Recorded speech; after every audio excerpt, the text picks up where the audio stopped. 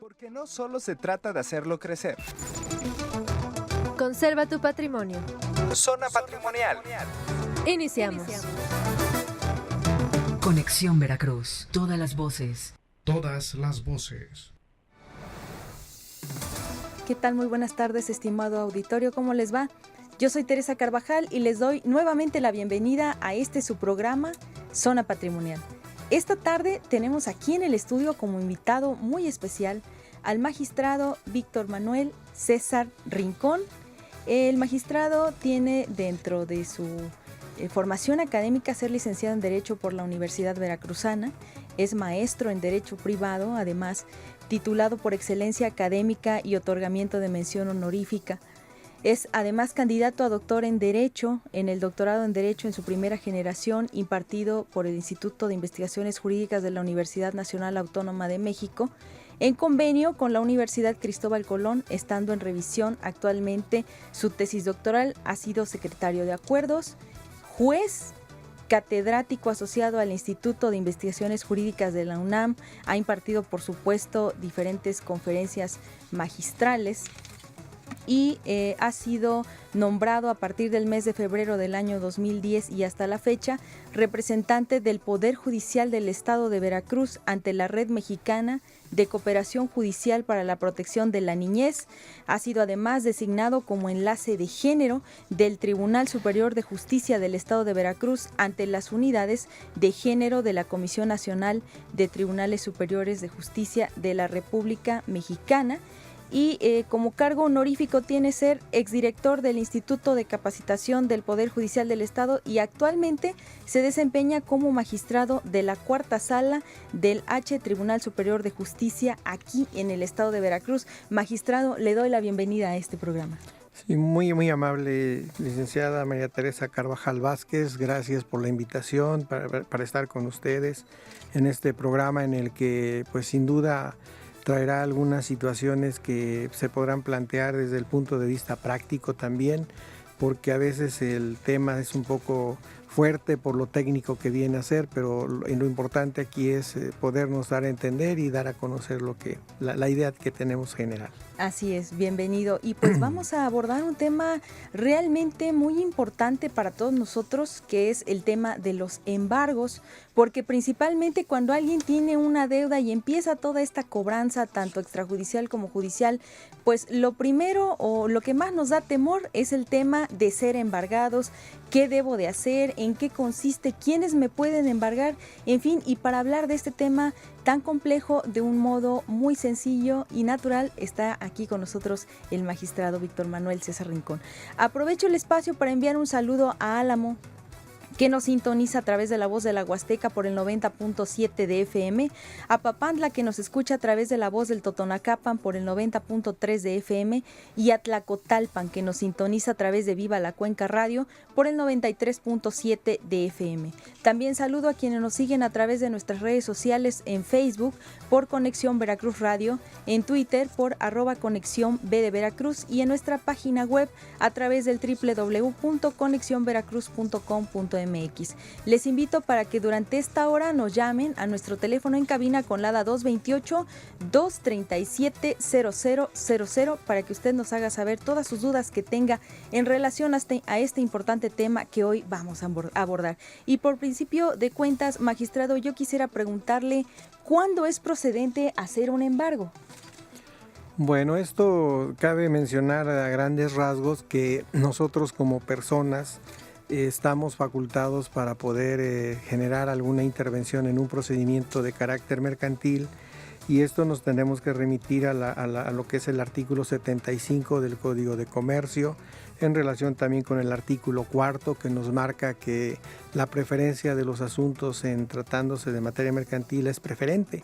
Esto implica que, aunque yo no sea comerciante, caigo en la línea comercial por estar trabajando en este sentido, una línea de especulación que se llama. Esto es, cuando yo pretendo obtener un beneficio para mi persona en esta especulación, es cuando entramos en esa zona de ganar o de perder, porque también se genera esa situación.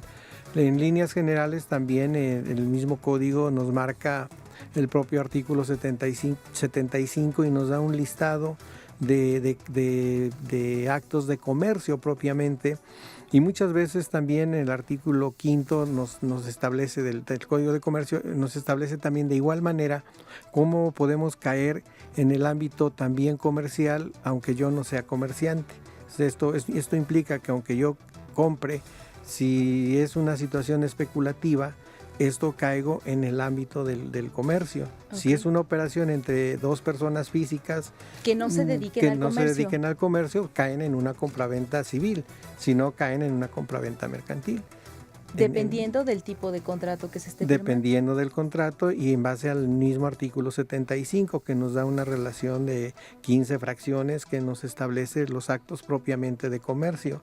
Y hay agregados que se han hecho en la ley donde se menciona que esta parte queda como una situación también de que queda a criterio del juez el decidir si es o no un acto de comercio, ya quedaría la voluntad del juez.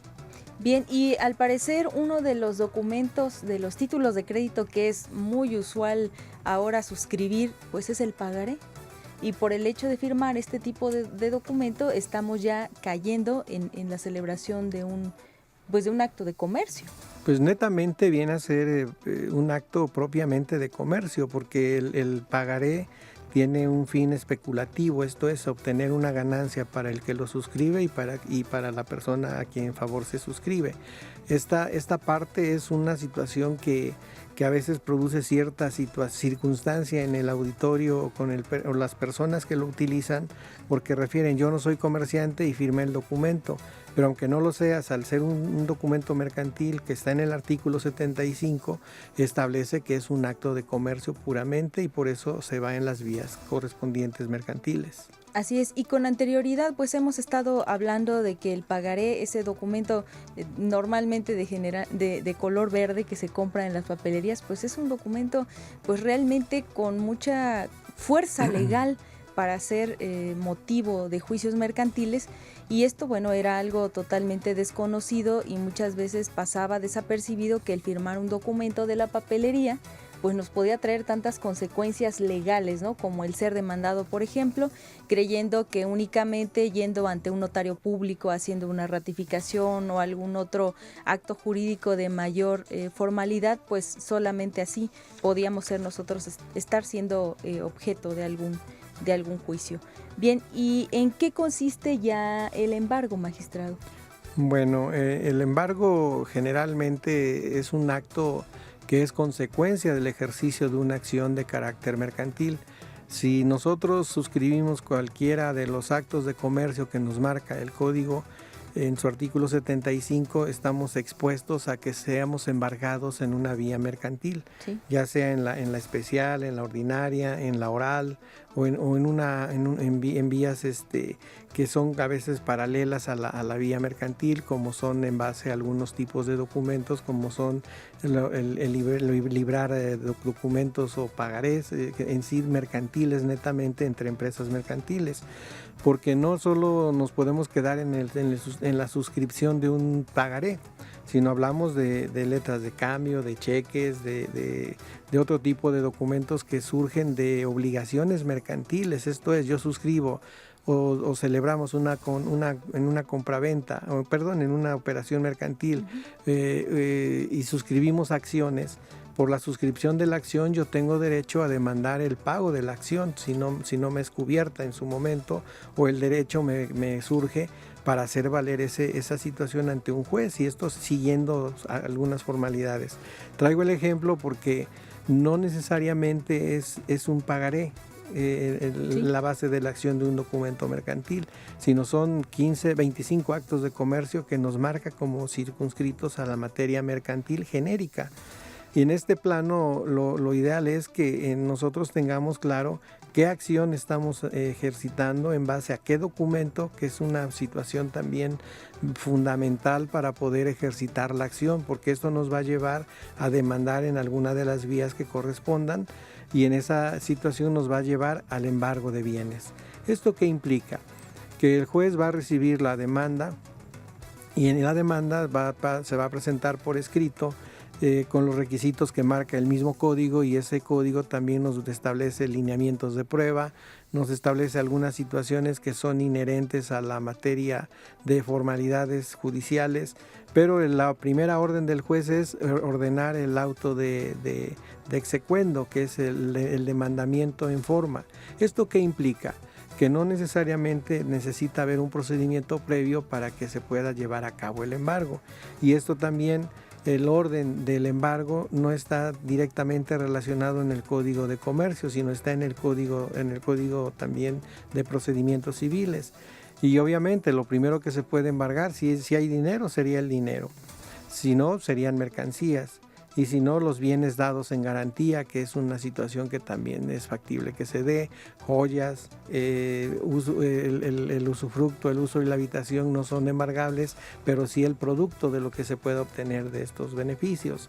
En este plano vemos que se abre mucho el panorama de qué es lo embargable, y en este sentido vemos cómo en muchas situaciones yo como dueño puedo utilizar un bien, no es mi bien, pero lo estoy usando, pero a la vez al usarlo lo estoy rentando.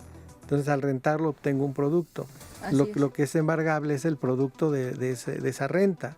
Y de igual manera, si es un usufructo, pues también es factible que los recursos que se obtengan sean embargables.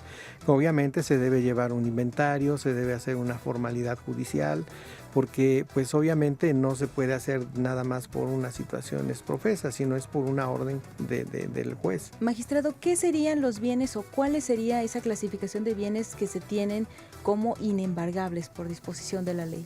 Bueno, en general o genéricamente podríamos hablar, sí, por ejemplo, los bienes, el menaje de casa, salvo las situaciones que vienen a ser o representan un lujo en la casa.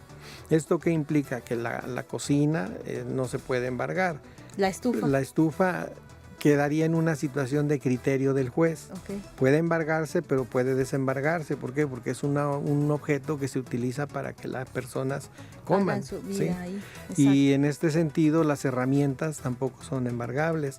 El código hace mención a algunas situaciones de cuando los bienes son susceptibles para que la persona obtenga un beneficio.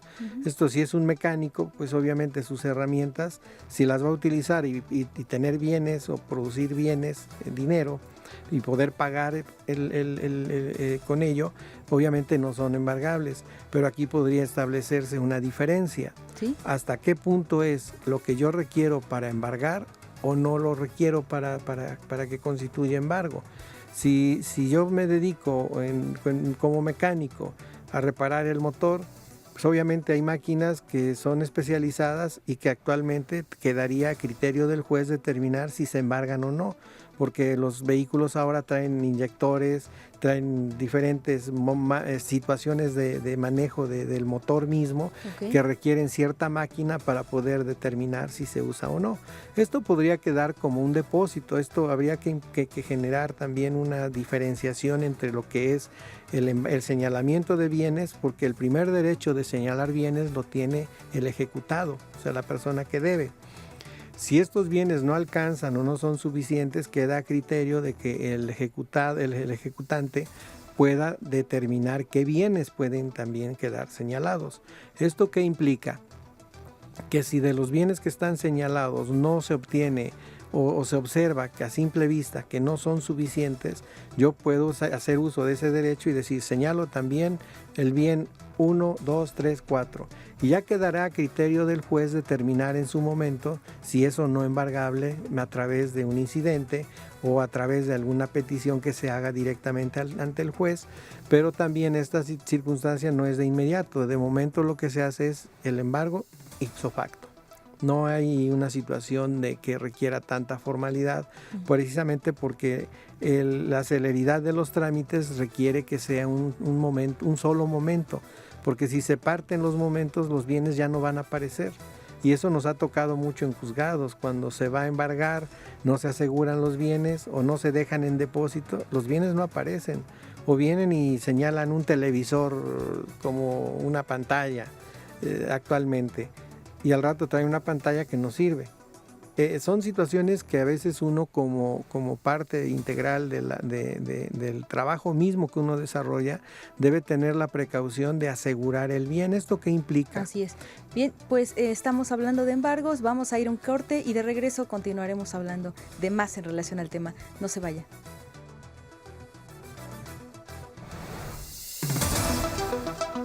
El 123 para el cuidado de tu patrimonio. Volvemos. Todas las voces. Respira, siente, escucha, conéctate. Conexión Veracruz, Sistema Estatal de Noticias. Todas las voces. Son las 5:16. Un equipo de biólogos y científicos que exploraban el mar de Cortés mexicano en busca del mamífero en mayor riesgo de extinción en todo el mundo, la vaquita marina, de la cual temían estuviese extinta, se llevaron una grata sorpresa al avistar 2 ejemplares de esta especie. El año pasado apenas quedaban 97 vaquitas y dada la actividad de los cazadores furtivos y de los pescadores, quienes las capturan accidentalmente en sus redes, los científicos sospechaban que la carrera del esquivo cetáceo hacia la extinción se había acelerado. Sin embargo, hace poco, mientras surcaban las cristalinas aguas en un barco de investigación frente a la costa de Baja California, el equipo de investigadores, integrado por los principales expertos mundiales en esta especie, detectaron primero a una vaquita y posteriormente a otra. A los pocos días, varios de los tímidos mamíferos fueron avistados nuevamente. Los científicos solo han sabido de la existencia de las vaquitas desde 1958, cuando hallaron 3 cráneos pequeños en una playa. Aún así, se les veía en muy pocas ocasiones, tanto que muchas personas de México y otros países se negaban a creer que fuese verdad su existencia. Aunque solo quedan unas pocas decenas de vaquitas, se considera que aún es posible recuperar a la especie. Como prueba se cita a la vecina isla de Guadalupe, donde el lobo fino de Guadalupe fue recuperado del borde de la extinción y ahora su población asciende a decenas de miles de individuos.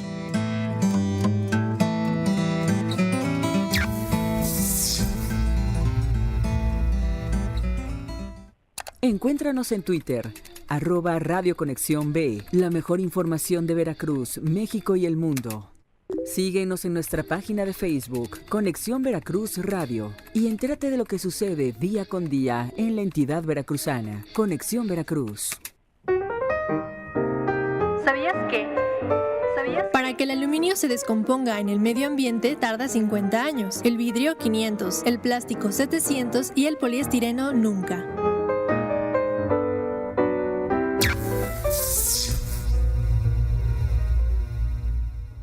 Navega con nosotros a través de nuestra página www.conexionveracruz.com.mx y entérate de lo más importante en la información en la entidad veracruzana. www.conexionveracruz.com.mx.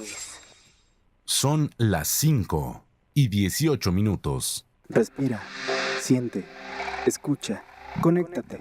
Conexión Veracruz, Sistema Estatal de Noticias.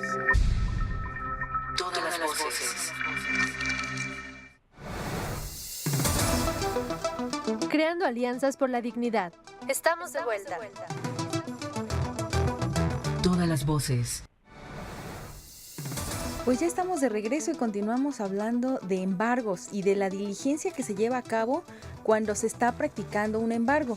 ¿Cuáles serían, sobre todo para que el auditorio que nos está sintonizando, magistrado, lo escuche, lo sepa y lo tenga presente, dado esta cantidad innumerable de cartas que llegan hoy por hoy a los domicilios de todas las familias veracruzanas, en las que se dice que si no se encuentra la persona presente en punto de las 3 horas del día señalado para la diligencia, pues se presentará una ambulancia, un cerrajero, cargadores, e incluso nos dice ahí este tipo de requerimientos de cobranza extrajudicial, aclaro, que se van a cerrar las calles, que habrá un número de cargadores, en fin, y que bueno, con todos esos gastos y más habrá de correr la parte demandada o quien esté en este supuesto, quien vaya a ser embargado.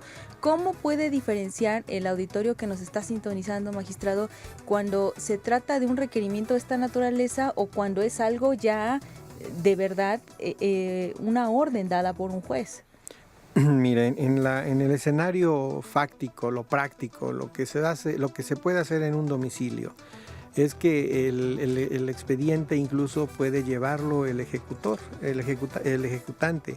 Esto implica que ¿El ejecutante quién es? El ejecutante sería la parte sería el abogado que comisione el juez para ir a la diligencia. El actuario, el actuario, el secretario de juzgado. El representante del tribunal. Del tribunal. Obviamente. Lo importante es que la sociedad sepa que en la forma actual en que se trabaja, pueden pedirle incluso una identificación a esta persona.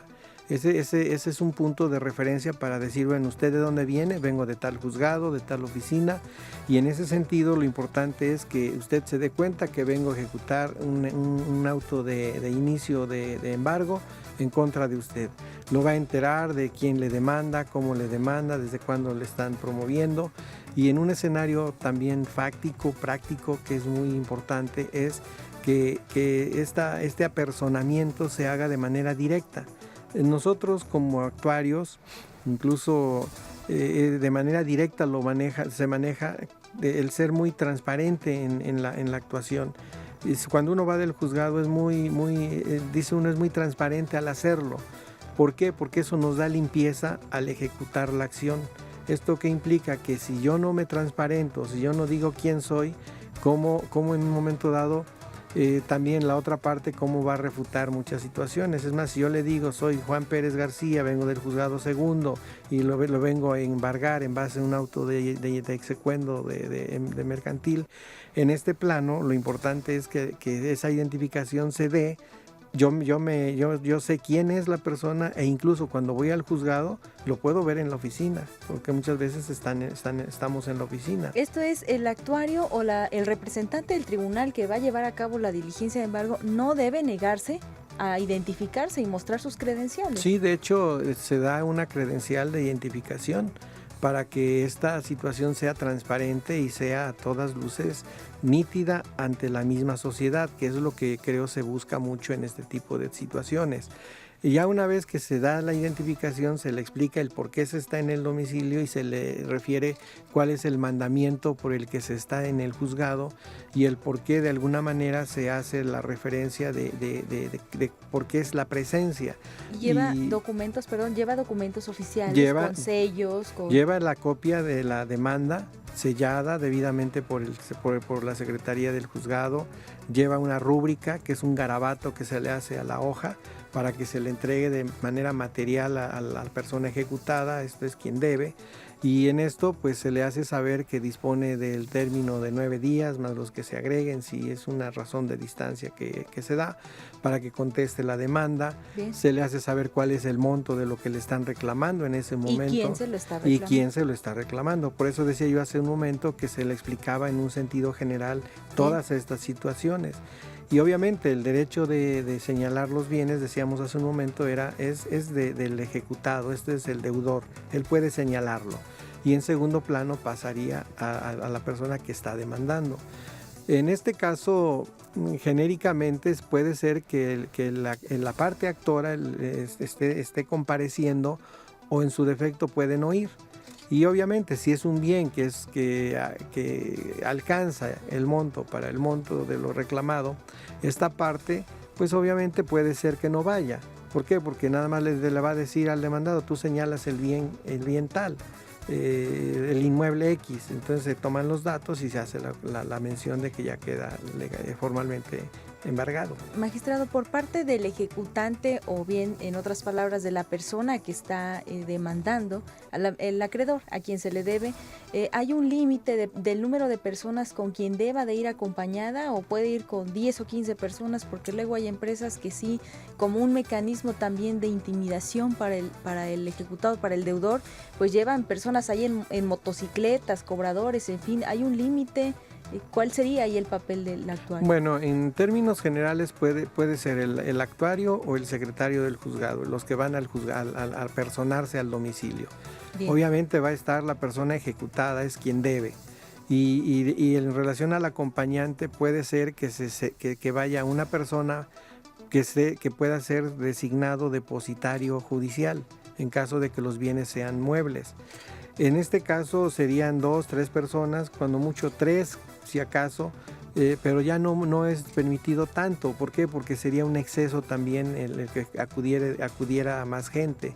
Se haría engorrosa la misma diligencia, porque yo preguntaría, y esto lo hago a veces en tono de la misma resolución que se emiten en incidentes de nulidad. Bueno, si fueron 3 personas, las personas A, B y C, ¿a qué fueron? Entonces no hay una respuesta a que vayan. O sea, si no son depositarios. Así es, no hay una razón. No hay una razón de que estén. Una justificación ¿sí? legal. Entonces con la persona que sea el ejecutado, el actor, el depositario, creo que sería más que suficiente.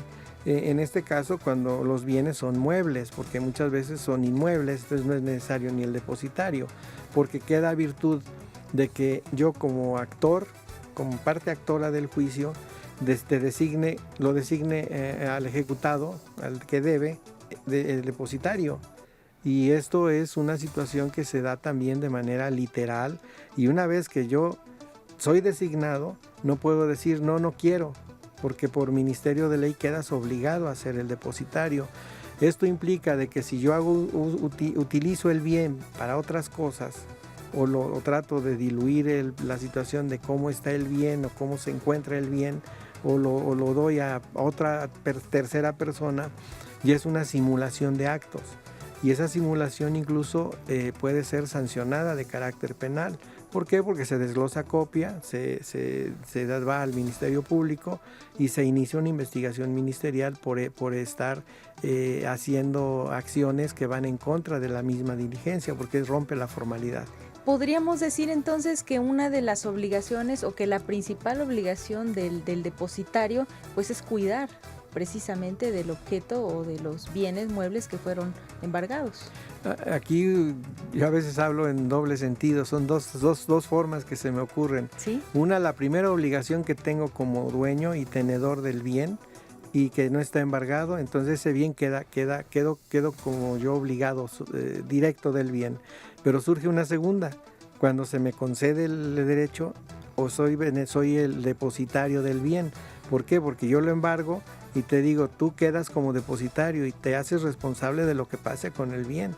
Si se puede destruir, si llega algún aluvión, si llega algún rayo o pasa algo con el bien, yo tengo la obligación como depositario de decirle al juez qué es lo que está pasando, para que se puedan resarcir los daños o en su defecto se autorice alguna obra para poder reparar el bien. O conservar. Y Y en el caso de cuando el depositario no es directamente el deudor, sino una persona ajena o de las personas con quienes precisamente vaya acompañado el acreedor, ¿puede llevarse el bien? Si son bienes muebles, hay una circunstancia de que sí se da la obligación de entregar los bienes, es una obligación solidaria que surge. Sin embargo, un bien mueble o X bien que tenga un valor apreciable en dinero, este beneficio queda a favor del actor, porque ya es un derecho que él tiene en base al embargo, es una potestad que tiene jurídica. Y en este caso yo tengo la obligación de entregar el bien.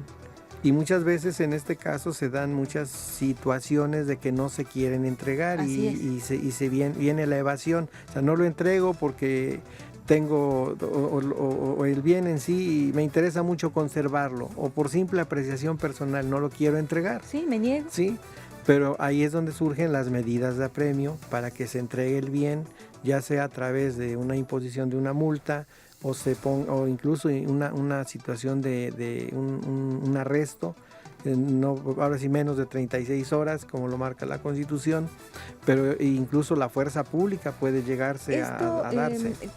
Genera un poco de duda porque, bueno, la Constitución es clara, no hay penas privativas de libertad por deudas de carácter civil o mercantil. ¿Por qué se da entonces, o por qué legalmente es procedente la figura esta de la medida de apremio como pues la prisión, ¿no? El arresto. El arresto. Bueno, esto surge porque hay una obligación de deber ser. ¿Cuál es? Yo sé que está embargado el bien. Ya me impusieron en una diligencia y me dijeron que estaba embargado el bien. Yo ya sé que no está bajo mi potestad y se designó un tercero.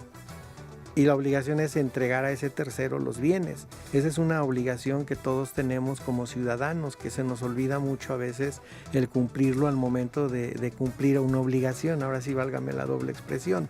Si esta situación yo la paso por alto, lo que va a suceder es que ahora sí voy a pasar por alto el cumplimiento de una orden judicial. De un mandato de autoridad.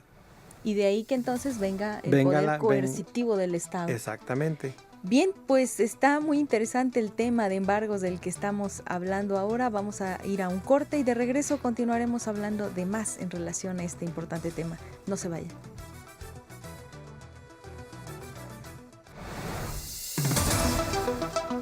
El 123 para el cuidado de tu patrimonio. Volvemos. Todas las voces. Respira, siente, escucha, conéctate. Conexión Veracruz, Sistema Estatal de Noticias. Todas las voces. Son las 5:31.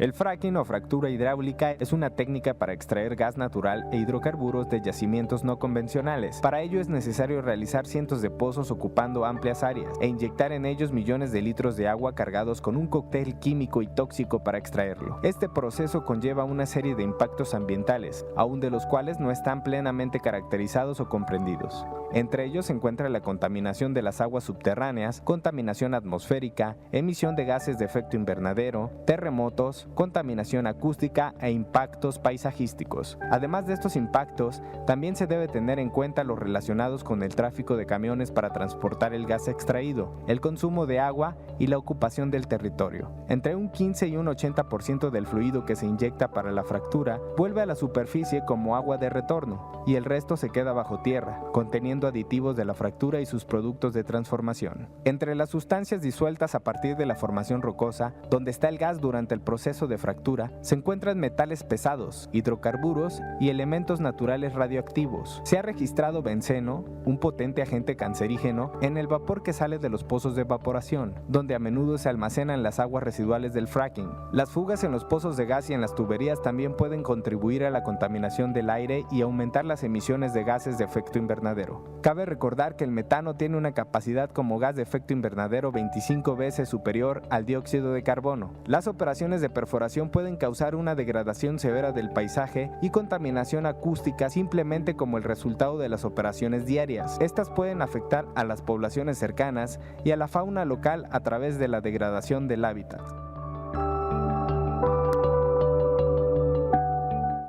Encuéntranos en Twitter, @Radio Conexión B, la mejor información de Veracruz, México y el mundo. ¿Sabías qué?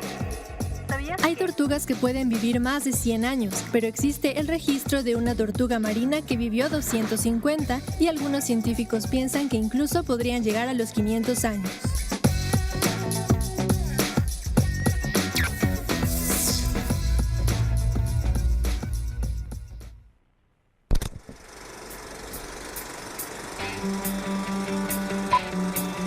Si lo tuyo es el cine, no te pierdas todos los jueves a las 6 de la tarde Cinefilia, un programa dedicado al análisis del séptimo arte, solo por Conexión Veracruz. Todas las voces.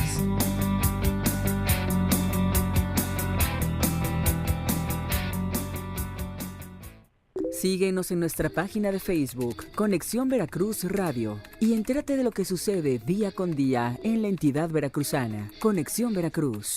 Navega con nosotros a través de nuestra página www.conexionveracruz.com.mx y entérate de lo más importante en la información en la entidad veracruzana. www.conexionveracruz.com.mx. Son las 5:34. Respira, siente, escucha, conéctate. Conexión Veracruz, Sistema Estatal de Noticias. Todas las voces. Creando alianzas por la dignidad. Estamos de vuelta. Todas las voces. Continuamos hablando en relación al tema de los embargos. Y bueno, una de las características de esta diligencia que se practica en el domicilio del deudor, pues es precisamente que es un tanto sorpresiva o secreta, magistrado. ¿Cuál es la finalidad de esto? Bueno, el mandamiento que se da, decía yo hace un momento, es un mandamiento que surge por el no pago de un documento mercantil, y precisamente si no se pone en conocimiento es precisamente para que las partes estén impactadas de lo que en su momento deben responder ante la emisión de ese documento. Esta parte es muy compleja porque estamos en una situación de que la transparencia es lo que suena como una bandera el día de hoy.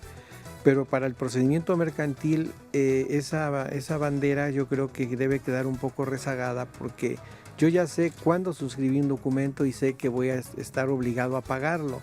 Y si yo conozco esa situación, no puedo decir o mencionar que no tengo esas facultades o esas situaciones para hacerlo. Y precisamente cuando se lleva a tribunal, precisamente una de las situaciones que se busca mucho es la secrecía del momento. ¿Esto qué implica? No es que se esté ocultando netamente el trámite, sino que es un acto en el que debe haber cierta situación de secrecía, precisamente para que los actos sean lo más transparentes posibles a la vez.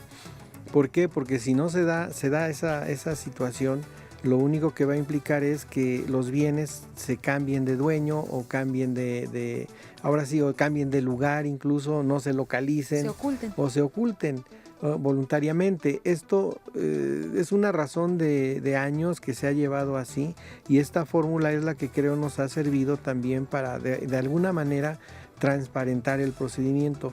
Decía yo hace un momento, en el emplazamiento se apersona el secretario o el ejecutor del juzgado, va con el actor, un depositario, y en su caso en ese momento le hacen saber de qué se trata. No hay ocultamiento. Eso es una situación que creo nosotros como juzgadores vigilamos mucho en el procedimiento. ¿Qué esto qué implica?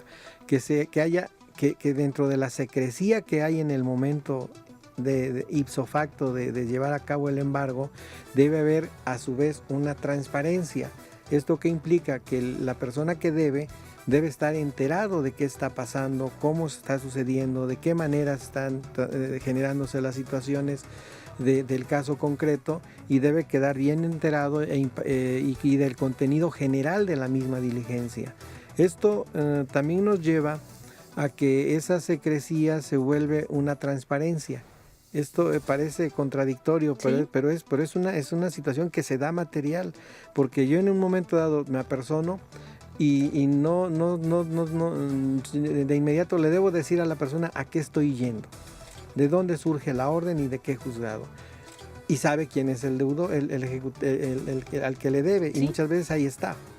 Esta parte es lo que hace que muchas diligencias en lugar de ser secretos se vuelvan transparentes, y a la vez nos da la luz para que la parte ejecutada o el deudor pueda establecer si debe, si no debe, cuánto te debo, y se generan algunas situaciones hasta de momento en esa diligencia de decir, bueno, yo te admito que te debo tanto, pero te he pagado tanto.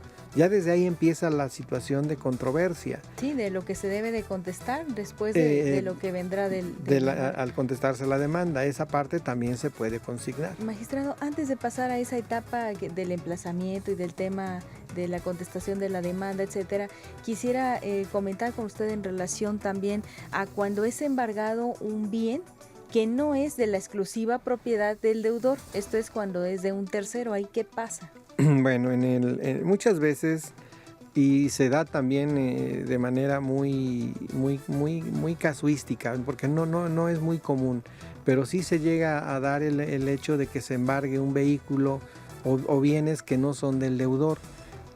Ese tercero ajeno al procedimiento, el que no sabe nada de este trámite, que además no tiene nada que ver. Está eso, no tiene nada que ver, ¿no? ¿Qué hago yo como tercero? Muchas veces era apersonarse al expediente y de una manera ahora que se llama un incidente, se le da la intervención. Antes lo manejábamos igual, ahora ya la ley ya lo dice.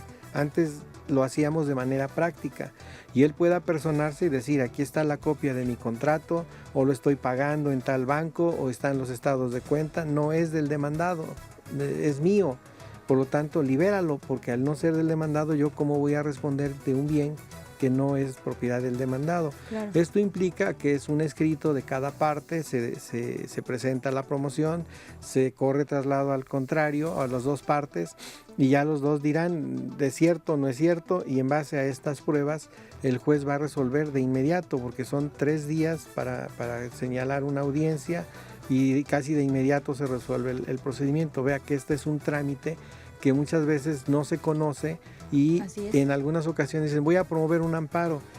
Vaya, es una fórmula muy, muy larga para llegar a que yo pueda obtener el bien otra vez. Pero además no sería la vía sería a través Sería a través del incidente, porque es la vía más rápida. Así es. En este caso, las obligaciones son de que si el juez determina que se devuelve el vehículo o la cosa objeto de remate, deberá restituirse de manera inmediata. Esto implica también a veces ciertas situaciones, porque a veces el bien se entrega al depositario y eso implica también estar requiriendo de la entrega del bien.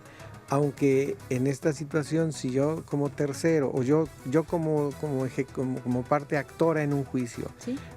No entrego el bien, yo ya sé que estoy incurriendo en responsabilidad y estoy en la frontera entre lo civil y lo penal, o lo mercantil y lo penal. Esto implica que si no se hace o no se devuelve la entrega, de inmediato puede surgir una vía penal. Magistrado, y no, esto quiere decir para el auditorio que nos está sintonizando que no es suficiente de que si yo no soy el dueño, pero me embargaron a mí un bien extraño o ajeno, no basta con que yo lo manifieste así al momento que se está embargando, no basta con que yo diga es que no es mío, no tienen por qué embargarme, sino que tiene que haber un procedimiento legal que debe hacer valer en todo caso este tercero, el quien realmente resulta ser el propietario, ¿es así? Sí, mire, porque toda orden judicial requiere un mandamiento, que es la orden del actuario, del secretario, y va y embarga. Obviamente, en ese momento, si tiene el bien a la vista, lo embarga a la vista. Obviamente, admite pruebas en contrario. Al admitir la prueba en contrario es que la parte que es el dueño puede comparecer y decirlo, referirlo, y se levantaría el embargo. Pero esto implica que muchas veces en algunos procedimientos, y eso lo hemos visto en trámite de expedientes, se señalan bienes y a veces el mismo actor no sabe si es o no del demandado, o piensa que lo adquirió posteriormente y lo señala para un acto de molestia. ¿Sí? Pero en ese sentido tiene la acción el tercero para hacer valer ese derecho de no retención y que en este caso se le restituye el bien. Estamos en lo que decíamos hace un momento. Si yo como actor embargo un bien y sé que no es del demandado y ya tengo las pruebas a la vista y en el expediente, lo mejor que puedo hacer es restituirlo, porque si no puedo ser objeto de una acción de carácter penal.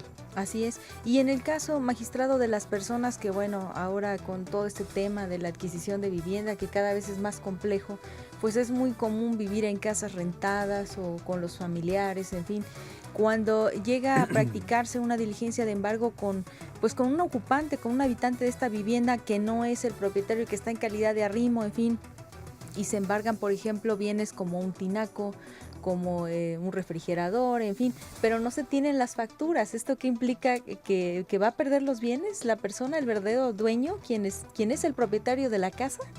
No, porque mire, en este sentido a veces hay un mal manejo del trámite. El mal manejo implica en que si alguien compró el tinaco, ¿sí?, obviamente, o el refrigerador, o la casa comercial me puede dar una carta de quién compró y me la puede dar certificada por el administrador o la persona facultada de la empresa. Si es un tinaco, igual el gerente de la tienda puede decir con tal fecha me compraron tal bien y no lo compró Juan, lo compró María. En este caso las pruebas a veces no se confeccionan debidamente o se llega el documento y lo guardo y lo aventé ya por lejos, en la cocina o donde sea y no lo tengo, bueno, puedo ir a la casa comercial y me pueden dar una copia certificada del documento donde ampara la propiedad y esta presentarla como una parte que no es mía. Aquí se me viene a la mente un tema que también me llama la atención cuando son bienes que ocupa un tercero.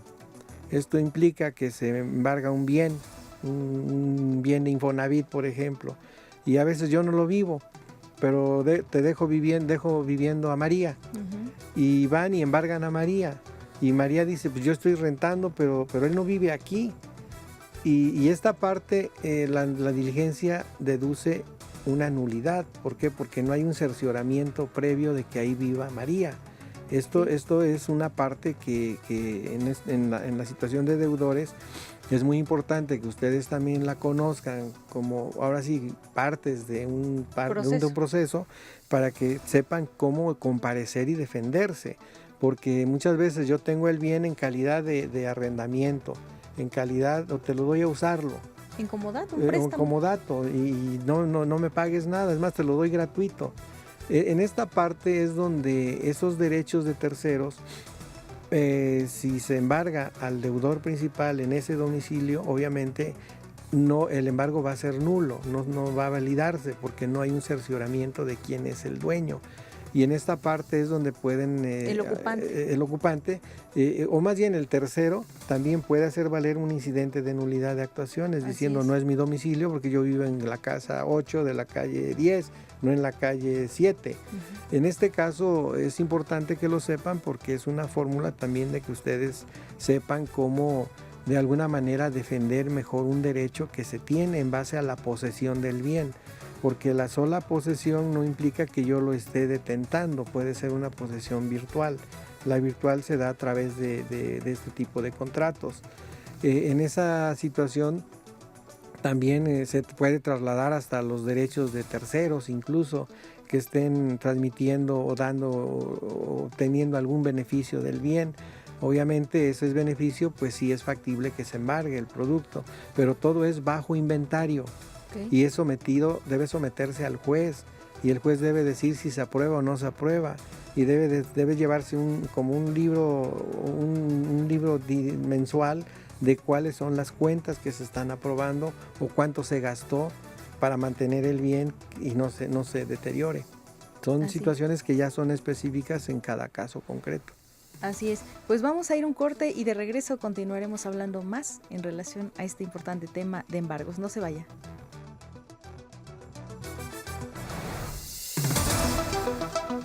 El 123 para el cuidado de tu patrimonio. Volvemos. Todas las voces. Respira, siente, escucha, conéctate. Conexión Veracruz, Sistema Estatal de Noticias. Todas las voces. Son las 5:48. Andar en bicicleta puede tener mejores resultados de los que te imaginas, ya que es un ejercicio aeróbico de primer orden, económico, divertido e ideal para compartir con amigos o familia. Pedalear se ha vuelto una moda ecológica de la que varias celebridades forman parte, y es que andar en bicicleta es una buena manera de estar en condición sin ni siquiera darte cuenta. Pero más allá de una moda, pasear sobre dos ruedas es una forma de vida, porque permite a las personas avanzar hacia una movilidad eficiente, sustentable y equitativa.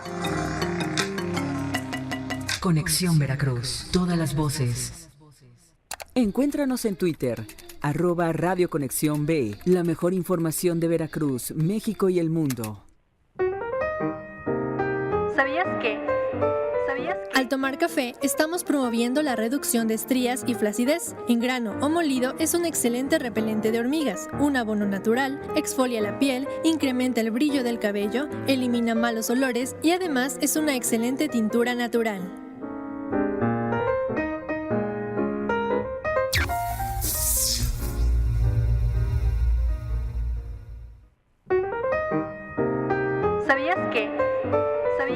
que hacemos en nuestra vida cotidiana deja una huella sobre el planeta, que es la llamada huella de carbono. Esta se define como el conjunto de emisiones de gases de efecto invernadero producidas directa o indirectamente por personas, organizaciones, productos, eventos o regiones geográficas.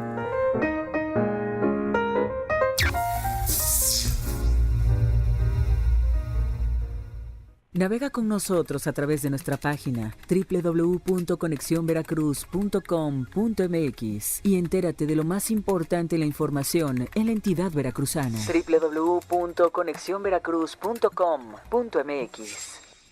Son las 5:50. Respira, siente, escucha, conéctate. Conexión Veracruz, Sistema Estatal de Noticias. Todas las voces. Creando alianzas por la dignidad. Estamos de vuelta. Todas las voces. Ya estamos de regreso y bueno, a raíz de la reforma financiera de enero del año 2014, si no mal recuerdo, se dio, antes de la aprobación de la misma, se dio ahí una polémica porque hablaban de secuestro de bienes, de arraigo de personas. Y bueno, terminó en que se autorizó el texto legal tal cual iba, únicamente se le hizo el cambio a secuestro de bienes, se entendió como retención de bienes y arraigo de personas quedó expresado en el Código de Comercio como radicación de personas. Eso nos dice el artículo 1168 del Código de Comercio. Y esto nos habla de la cuestión de las providencias precautorias. Magistrado, si quisiera usted explicarnos un poco en relación a cuándo es procedente, por ejemplo, la radicación de personas. Bueno, ¿Y en qué consiste? En realidad, la terminología a veces sale sobrando en términos jurídicos. Lo importante es el establecer que cuando una persona tenga una obligación de carácter mercantil debe de responder por la obligación. Creo que ese es un parámetro genérico que podemos establecer desde el punto de vista del derecho mismo. ¿Por qué? Porque muchas veces nosotros sabemos el efecto y la forma en que tenemos que cubrir alguna obligación, sobre todo tratándose de materia mercantil, porque estamos ciertos de cómo, cuándo y en qué momento suscribimos los documentos. Así es. En esta parte es donde se dan las situaciones donde se habla de la retención, se habla como una fórmula de que la persona no se vaya, o en su caso deje a alguien expensado para responder por la deuda que pueda tener. Así es. Creo que esto está tomado incluso a manera general, es del mismo Código Civil, cuando se habla de la intervención de terceros que pueden intervenir en un proceso. Es lo que yo llamo en la academia el gestor oficioso, ¿no? El gestor de barrio, el que yo sé que están embargando, van a embargar o alguien tiene que responder por alguna situación en relación a tal o cual bien. Yo puedo intervenir como tercero y puede ser que no tenga yo poder, pero el intervenir como gestor también me da esas facultades de poder generar a nombre de un tercero lo que él pudiera hacer mientras no llegue. Obviamente yo tendré que dar una fianza, tendré que el juez me señalará el monto de la misma, pero en sí es una parte que queda muy amplia, pero que también está contemplada desde el mismo Código de Comercio, porque esta figura no la tenía el código en sí de mercantil. En esta situación es parte de un agregado que va teniendo a la misma ley y que a su vez va generando también figuras afines, como son en la misma situación de terceros, que también es una situación muy especial porque no cualquiera se atreve a promover a nombre de otro. Siempre el temor fundado que nos surge es yo no tengo tiempo, no voy a invertirle un tiempo que a mí no me corresponde, o para qué voy a dar la cara por alguien. Y con el correspondiente responsabilidad, ¿no? También, de hacer un mal papel como exacto, sí. representante. En esa parte es donde hay mucha retención. Y en ese sentido, pues también se da otro tipo de situaciones cuando se van a ejercitar acciones reales. Esto ya la primera es en relación a la persona y la segunda es cuando se va a ejercitar alguna acción real. Lo real implica que es la situación de tenencia, la propiedad del bien. En este caso, cuando alguien también tiene esa gestión, bueno, puede intervenir a nombre de un tercero y decir, bueno, ¿por qué se está llevando a cabo tal o cual diligencia si mi vecino no está? O yo sé que se fue a Estados Unidos o se fue a que Europa, no vive en el lugar. O no está en el lugar. En esa parte es donde yo como tercero puedo intervenir, y esa es una parte que también queda muy abierta al criterio de los vecinos. En muchas ocasiones se dan las gestiones, y esto yo creo que es importante porque de alguna manera va cubriendo aspectos de personas que no están en el lugar y pueden, ahora sí, para que defiendan mejor el derecho que ellos tienen. Si ellos no hay nadie, obviamente las situaciones se pasan por alto, no se entera o viene cuando ya se decretó alguna medida en contra de estas fórmulas de trabajo que se tiene por algunos abogados. Yo creo que los terceros son importantes en la función en que las personas tienen una representación también común con la gente, que eso se ha perdido mucho en este momento de la sociedad. Hay lugares pequeños en los que sí hay esa comunión de gentes, pero hay lugares en ciudades, por ejemplo, que no conoces ni al vecino. Entonces, si no conozco al vecino, ¿cómo me meto en sus problemas? Sí. Esa es una parte que creo tenemos que trabajar de manera humanista, o ser más humanos en ese sentido, y colaborar un poco más de alguna manera con el vecino. ¿Por qué? Porque ahora sí, no nada más para molestar con el martillo o con molestar con la pala, ¿no? Sino también cuando hay un derecho que puede hacerse ver o defenderle ese derecho, porque también vemos lo negro, no vemos lo blanco. O puede ser que al revés, yo no estoy y ese tercero viene y ve a mi favor alguna situación que me puede proteger en relación a terceros. Yo creo que es algo importante que se tiene que ir permeando en la sociedad, y estas dos normas son muy tendientes de derechos humanos, aunque no implícitamente lo van diciendo. Aunque no lo parezca. No, pero son de derechos humanos. Es la protección de mi vecino, es la protección que se puede generar en relación en una solidaridad social que se puede tener como humanos también, porque en esta parte yo creo que se ha diluido mucho ese sentido natural de nosotros. Yo recuerdo hace algunos años que en algunas comunidades se iba a algún lugar y el vecino llegaba y se apersonaba y decía, ¿a qué vienes? O estás buscando a mi vecino. Y no era una fórmula de chismoso, sino era que quería saber para también él ir y comunicarle. Darle el recado. Porque decían, es que no está aquí y hay que avisarle. Claro.